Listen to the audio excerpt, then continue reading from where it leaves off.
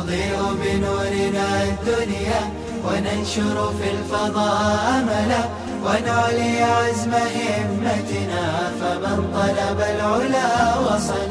الحمد لله رب العالمين والعاقبة للمتقين والصلاة والسلام على سيد الأنبياء والمرسلين سيدنا وحبيبنا وحبيب رب العالمين محمد وعلى آله وأصحابه ومن هدى بهديه إلى يوم الدين.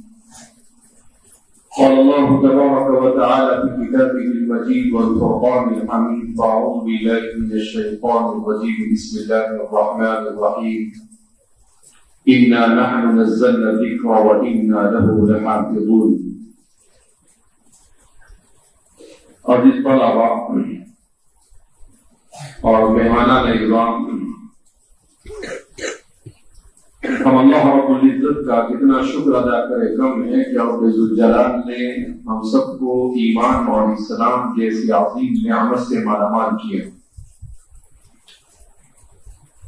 اللہ رب العزت نے دوسرا احسان ہم علماء اور طلباء پر یہ کیا کہ اللہ نے اپنی کتاب کو پڑھنے، پڑھانے اور سمجھنے سمجھانے کے لیے ہمیں منتخب کیا.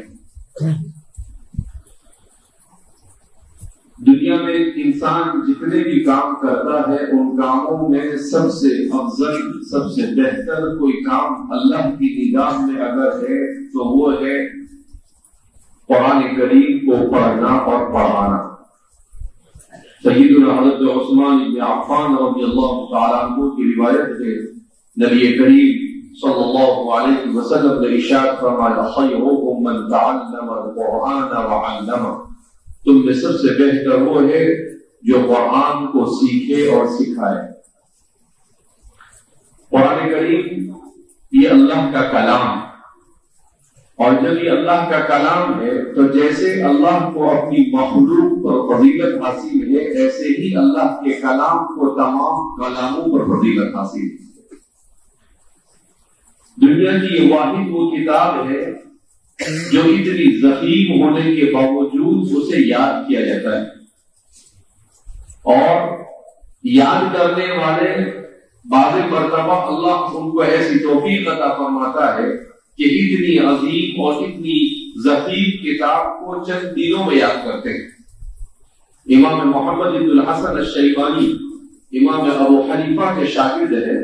وہ امام صاحب کے پاس جب پڑھنے کے لیے آئے تو امام صاحب نے پوچھا: حافظ القرآن، کیا آپ قرآن کے حافظ ہو؟ انہوں نے کہا: نہیں، میں قرآن کا حافظ نہیں ہوں. کہا کہ ہماری مجلس میں بیٹھنے کے لیے قرآن کا حافظ ہونا ضروری ہے، لہذا آپ پہلے قرآن حفظ کیجیے، اس کے بعد آپ ہماری مجلس فقہ میں بیٹھ کر فقہ کی تعلیم حاصل کر سکتے ہو.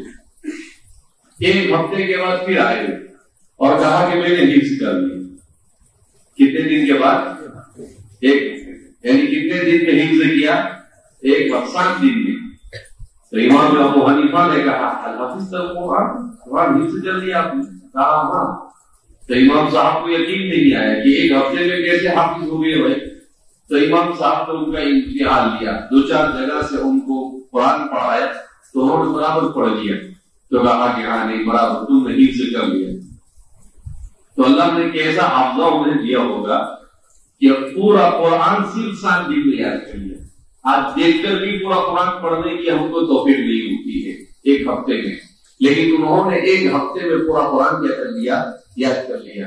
ایک بزرگ کے بارے میں آتا ہے کہ وہ پڑھ رہے تھے، بڑی اچھی علمی استعداد تھی، تو ان کو ان کے کسی مسئلے میں کسی دوسرے عالم کے ساتھ بحث ہو گئی.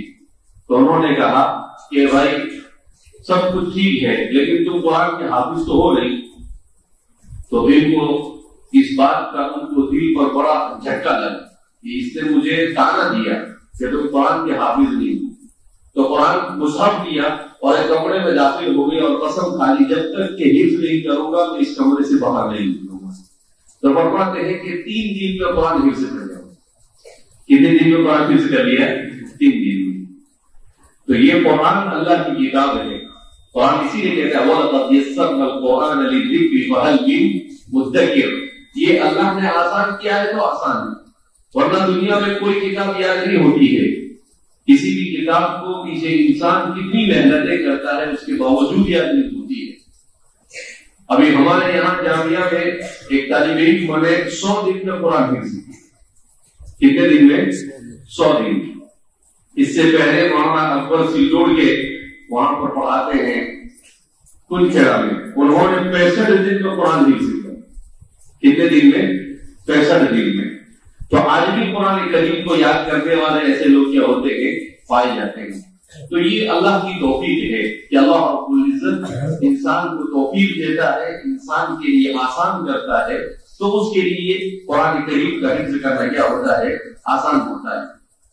اللہ کے رسول صلی اللہ علیہ وسلم نے ارشاد فرمایا اہل القرآن اہل اللہ وخاصتہ، کہ اہل قرآن یعنی قرآن کو اپنے سینے میں محفوظ کرنے والے یہ اللہ کے خاص بندے ہیں. اہل اللہ وہ اللہ والے ہیں اور اللہ کے خاص بندے ہیں. قیامت کے دن اسے کہا جائے گا اقرأ وارتقی ورتل کما كنت ترتل في الدنيا فإن منزلتك عند آخر آية تقرأها، کہ قرآن پڑھتا جا اور جنت کی سیڑھیاں چڑھتا جا، جہاں پر تیرا قرآن ختم ہوگا وہیں پر جنت میں تیرا ٹھکانہ ہوگا. تو قرآن یہ دنیا اور آخرت میں حبل اللہ المتین، یہ اللہ کی مضبوط رسی ہے. امام ابن تیمیہ کے بارے میں آتا ہے، وہ کہتے تھے کہ جو شخص یہ چاہتا ہے کہ اس کے وقت میں برکت ہو تو وہ جتنا قرآن پڑھے گا اللہ اس کے وقت میں اتنی برکت عطا فرمائے گا. آج ہمارے وقتوں سے برکت نکل گئی، کہتے ایک ہفتہ کیسے گزر جاتا ہے پتہ نہیں چلتا ہے. کیوں؟ اس لیے کہ ہم موبائل پہ اپنا وقت ضائع کرتے ہیں، ہم اپنے گپ شپ میں اپنا وقت ضائع کرتے ہیں. تو وقت کی برکت اس لیے ختم ہو گئی کہ ہمارا تعلق اللہ کی کتاب سے کیا ہو گیا؟ کم ہو گیا.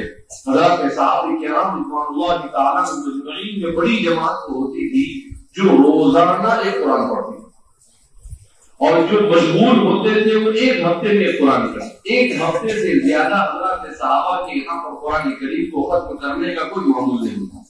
اسی لیے قرآن میں 7 منزلیں ہیں. وہ منزل کا مطلب کیا ہے کہ صحابہ کی وہ جماعت جو مشغول رہتی تھی وہ روزانہ ایک منزل پڑھتی تھی، تو ایک ہفتے میں ان کا قرآن کیا ہو جاتا تھا؟ پورا ہو جایا کرتا تھا. تو اس لیے فتنوں کے اس دور میں بھی جو آدمی فتنوں سے بچنا چاہے اس کے لیے ضروری ہے کہ وہ اللہ کی کتاب کو پڑھے، اللہ کی کتاب کو سمجھے، اللہ کی کتاب سے محبت کرے. حضرت اکرمہ بن ابی جہل کے بارے میں آتا ہے ابو جہل کے بیٹے ہیں مگر اللہ نے ان کو اسلام اور ایمان کی نعمت سے مالامال فرمایا. جب قرآن کریم کو لیتے تھے تو اس کو اپنے سینے سے لگاتے تھے اور کہتے تھے ھذا کلام ربی ھذا کتاب ربی، یہ میرے رب کا کلام ہے، یہ میرے رب کی کتاب ہے. اس کو اپنے سر پر رکھتے، اسے بوسہ دیتے اور کہتے یہ میرے رب کا کلام ہے. ایسا عشق اور محبت کس کے بیٹے ہیں؟ ابو جہل کے بیٹے، جو اسلام کا سب سے بڑا دشمن، مگر اللہ نے ان کے بیٹے کے مقدر میں اسلام لکھا. اور کیسا اسلام لکھا کہ اللہ کی کتاب سے بے پناہ ان کو محبت تھی، کثرت سے قرآن پڑھتے تھے اور اللہ کے راستے میں شہید بھی ہوئے. اللہ کے راستے میں کیا ہوئے؟ شہید بھی ہوئے. حضرت خالد بن ولید رضی اللہ تعالیٰ عنہ کے بارے میں آتا ہے کہ خالد بن ولید ایک دن رونے لگے. کچھ لوگوں کو دیکھا کہ وہ قرآن پڑھ رہے ہیں تو خالد بن ولید رونے لگے. لوگوں نے پوچھا کہ خالد بن ولید کیوں رو رہے ہو؟ تو کہا کہ لوگ قرآن پڑھ رہے ہیں اور اللہ مجھے جنگ کرنے میں قرآن کریم کی ایسی تلاوت سے دور کر کے جیسی کرنی چاہیے. حالانکہ وہ جہاد میں مشغول رہتے تھے، وہ بھی قرآن پڑھتے تھے مگر وہ اور قرآن پڑھنا چاہتے تھے، مگر ان کے پاس جنگ کرنے کی وجہ سے وقت نہیں تھا. خالد بن ولید کے بارے میں آتا ہے انسانی تاریخ کا سب سے کامیاب فیصلہ جس نے 44,000 بستیوں کو فتح کیا. کتنی بستیوں کو فتح کیا؟ 44,000 بستیوں کو، جس نے اپنی زندگی میں کبھی شکست کا نام بھی ان کی ڈکشنری میں تھا ہی نہیں شکست. تو وہ بھی قرآن کریم کی تلاوت کا وقت نہیں ملتا تھا، اس پر افسوس کیا کرتے تھے. تو اس لیے ہم سب کے لیے ضروری ہے کہ ہم قرآن کریم سے وابستہ ہو، قرآن کو ایسے پڑھے کہ قرآن کو ایسے پڑھو جیسا کہ وہ نازل کیا گیا. تجوید کے ساتھ قرآن کریم کو صحیح مخارج کے ساتھ قرآن کریم کی تلاوت کرنا. ہمارے ہندوستان میں عام طور پر یہ ہوتا ہے کہ حافظ قرآن کریم کو کیسا پڑھتا ہے؟ الحمدللہ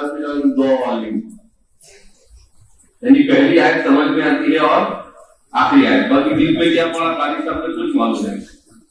پھر راستے میں وہی ہم بات کر رہے تھے، ممبئی میں ایک جگہ تراویح ہوتی ہے تو 20-25 منٹ میں ایک پارا ختم اور 20 رکعت تراویح بھی ختم.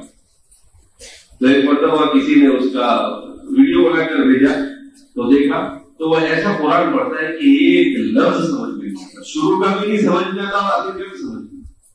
قرآن کریم کہتا ہے وہ بقاء یقرأ القرآن والقرآن یلعنہ، بہت سے قرآن کے پڑھنے والے قرآن کو پڑھتے ہیں مگر قرآن ان پر لعنت کرتا ہے. یہ اللہ کی کتاب کا مذاق، اس کو ٹھہر کے ورتل القرآن ترتیلا، قرآن کہتا ہے اس کو ٹھہر ٹھہر کر پڑھا جائے، اس طرح سے پڑھا جائے کہ اس کا ایک ایک حرف صحیح ادا ہو، صفت کے ساتھ، مخارج کے ساتھ، گنہ اور مد جہاں پر جتنی مقدار میں ضروری ہے اس طرح سے ادا ہو. جب قرآن کو صحیح معنی میں صحیح ڈھنگ سے جیسا اللہ کے رسول صلی اللہ علیہ وسلم نے پڑھا ویسا قرآن کو پڑھا جائے تو یہ قرآن انسان کے دل پر اثر کرتا ہے. اسے پانی پر پڑھا جاتا ہے تو پانی پر بھی اس کا اثر مرتب ہوتا ہے.